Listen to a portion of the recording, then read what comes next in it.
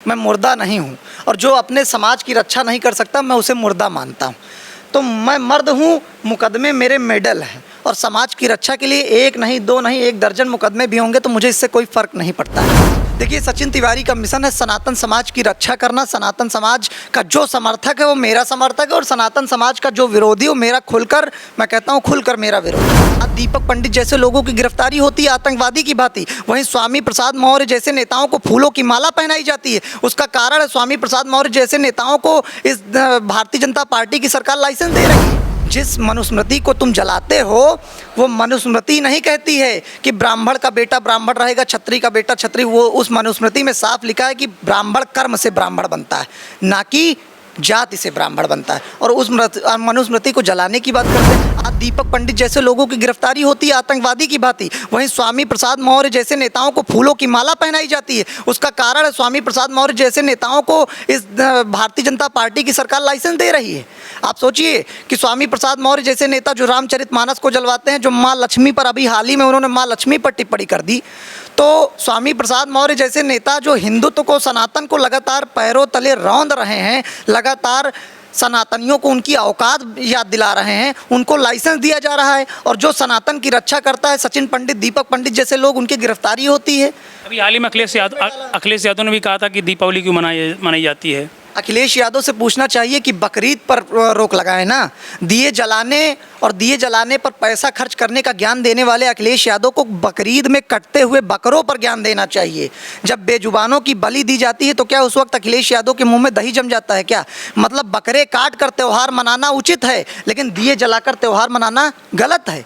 आप सोचिए देश किस दिशा में आगे बढ़ रहा है कि अखिलेश यादव जैसे नेता क्रिसमस का प्रचार करते हैं, ईसाई धर्म का प्रचार करते हैं, मुस्लिम धर्म का प्रचार करते हैं, लेकिन हिंदुओं से नफरत है। तो मुझे तो इस बात क्या है, और मुझे तो इस बात पर संदेह है कि अखिलेश यादव हिंदू हैं ही नहीं। क्योंकि जिनके बप्पा ने हमेशा मुसलमान हितैषी बात की हो, जिनके बप्पा ने कैंट चुनाव में प्रचार के दौरान ये कह दिया हो कि मैंने मुस्लिमों का हितैषी बनने के लिए हिंदुओं को मरवा दिया, तो उनसे क्या उम्मीद की जा सकती है? वो हिंदुओं के समर्थन की बात करेंगे, ऐसी उम्मीद नहीं की जा सकती। सवाल ये कि मुख्यमंत्री कौन आपको अच्छा लगा?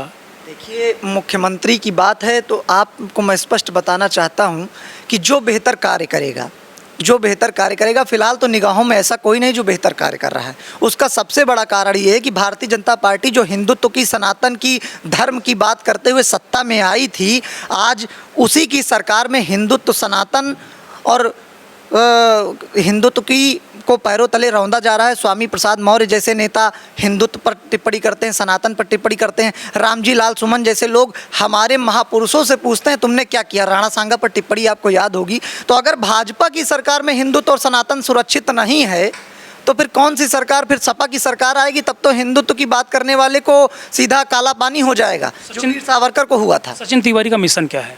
देखिए, सचिन तिवारी का मिशन है सनातन समाज की रक्षा करना। सनातन समाज का जो समर्थक है वो मेरा समर्थक है और सनातन समाज का जो विरोधी वो मेरा खुलकर, मैं कहता हूँ खुलकर मेरा विरोधी।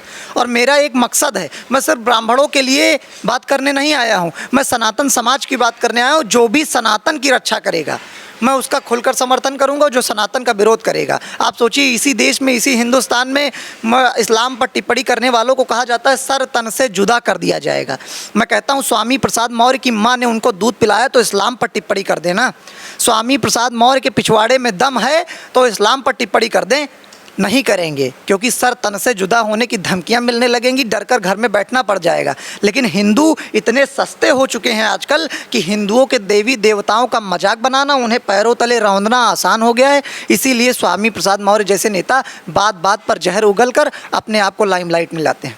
सवाल है कि सचिन तिवारी अकेले घूमते हैं, आप इतना बड़ा मुद्दा लेकर चलते हैं, सर्व समाज की बात करते हैं, डर नहीं लगता? देखिए, कहते हैं कि मुकदमे मर्दों पर होते हैं, मुर्दों पर नहीं होते हैं। और सचिन तिवारी मर्द हैं, मैं मुर्दा नहीं हूँ और जो अपने समाज की रक्षा नहीं कर सकता मैं उसे मुर्दा मानता हूँ। तो मैं मर्द हूँ, मुकदमे मेरे मेडल हैं और समाज की रक्षा के लिए 1 नहीं, 2 नहीं, 1 दर्जन मुकदमे भी होंगे तो मुझे इससे कोई फ़र्क नहीं पड़ता है। मैं समाज की रक्षा के लिए आया हूँ, समाज के लिए कुर्बान होकर जाऊँगा। मैं भगत सिंह की विचारधारा पर कार्य करने वाला व्यक्ति हूँ। मैं महात्मा गांधी की विचारधारा पर काम नहीं करता हूँ, क्योंकि चरखा चलाने से आज़ादी नहीं आई। डरने और रुकने वाले नहीं हैं। नहीं, डरने और रुकने का हुनर मैंने नहीं सीखा है।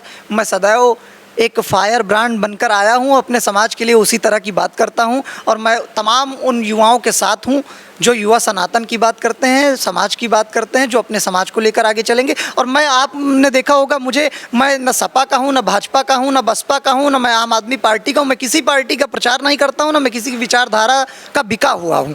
मैं सिर्फ बात करता हूँ जो मेरे समाज का विरोधी। मैंने आपसे पहले भी कहा कि जो सनातन का विरोधी, मैं योगी आदित्यनाथ से डंके की चोट पर सवाल इसलिए पूछता हूँ क्योंकि योगी आदित्यनाथ को आज उनकी सरकार में ही सनातन पर हमले होते हैं, हिंदुत्व पर हमले होते हैं, हमारे देवी देवताओं को अपमानित किया जाता है। तो इसीलिए मैं उनसे भी डंके की चोट पर सवाल पूछता हूं। और मैं अखिलेश यादव से भी सवाल पूछता हूं इसलिए क्योंकि आपका काम है राजनीति करना।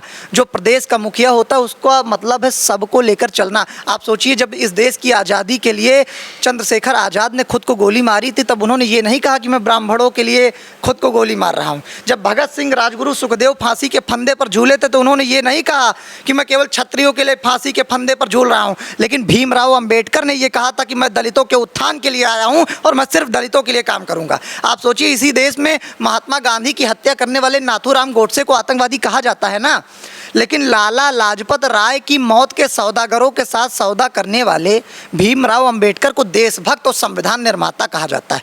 तो मैं उन अनपढ़ जाहिलों को भी ये बताना चाहता हूं कि संविधान लिखने का काम प्रेम जी ने किया था, जिन्होंने अपने हर पन्ने पर, संविधान के हर पन्ने पर प्रेम जी ने अपना नाम लिखा था और आखिरी पन्ने पर उन्होंने अपने दादा का नाम लिखा था। और उस संविधान को लिखने के लिए उन्होंने कोई पैसा नहीं लिया था। इस देश के संविधान को बनने में 25 साल लग जाते।